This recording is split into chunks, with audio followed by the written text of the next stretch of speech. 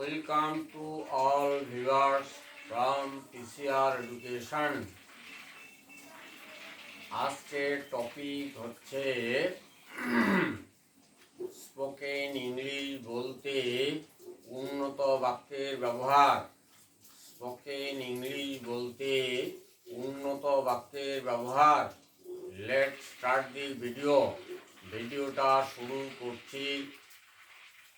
ভিডিওটি দেখার পরে প্রত্যেকে নোট ডাউন করবে এবং বারবার প্র্যাকটিস করবে, তাহলে তোমরাও দ্রুত স্পোকেন ইংলিশ বলতে পারবে।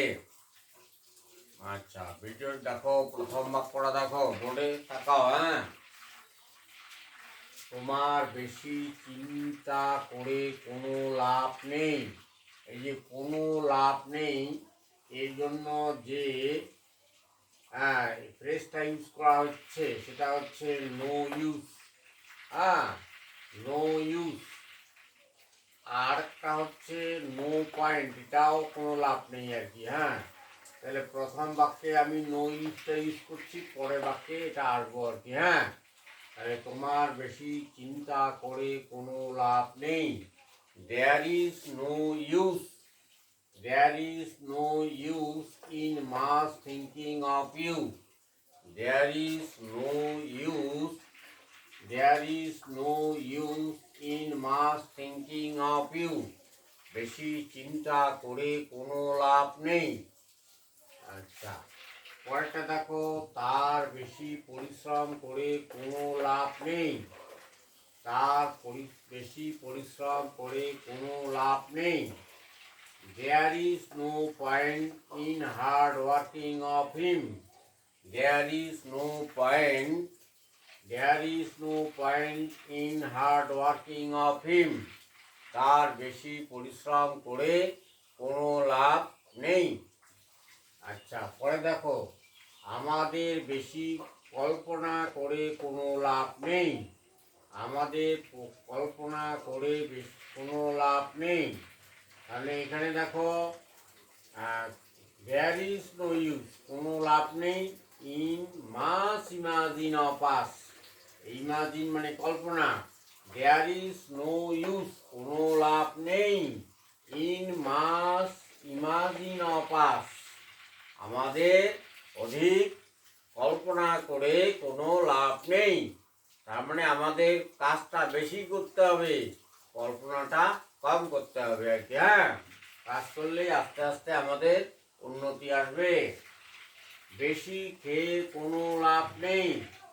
বেশি খেয়ে কোনো লাভ নেই। আচ্ছা, there is no use, use মানে কোনো লাভ নেই। There is no use in mass having. In mass having মানে অধিক খেয়ে, যেমন মাস ইটিং, এটা বেসিক লেভেলের। ইটিংটা হচ্ছে basic level. There is no use in mass eating, একটু অ্যাডভান্স লেভেলে হলে সেটা হ্যাভিং হয় আর কি। There is no mass having. ছাত্রদের এটাই পড়াশোনা করার উপযুক্ত সময়। এই যে উপযুক্ত সময়ের জন্য ব্যবহার করছে যে ফ্রেজটা, সেটা হচ্ছে হাই টাইম। পড়াশোনা করার এটাই উপযুক্ত সময়। It is the high time to study of the student. ছাত্রদের এটাই পড়াশোনা করার উপযুক্ত সময়। There is the high time to study the student. Next, আমাদের চিন্তা করার এটাই উপযুক্ত সময়। It is the high time to think of us. There is the high time to think of us.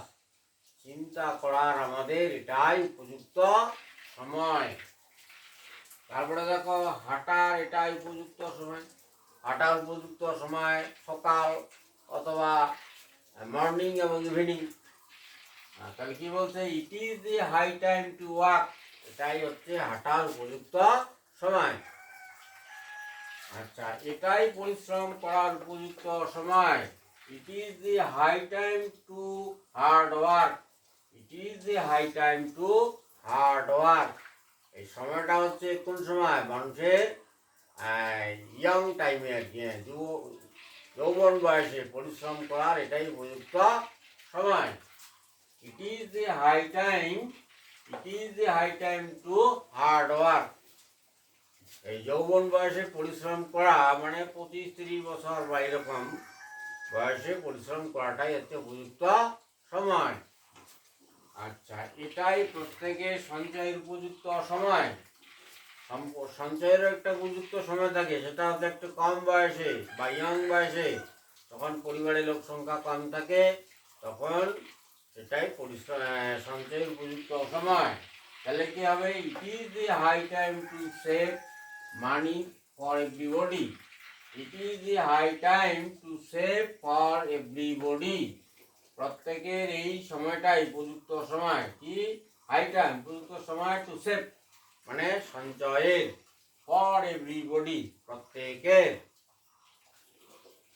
Dear viewers, if you like the video, do like, comment, share and subscribe the channel.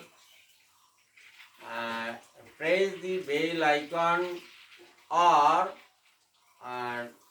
press the bell icon and all option. Be happy and healthy. Thanks a lot for watching the video.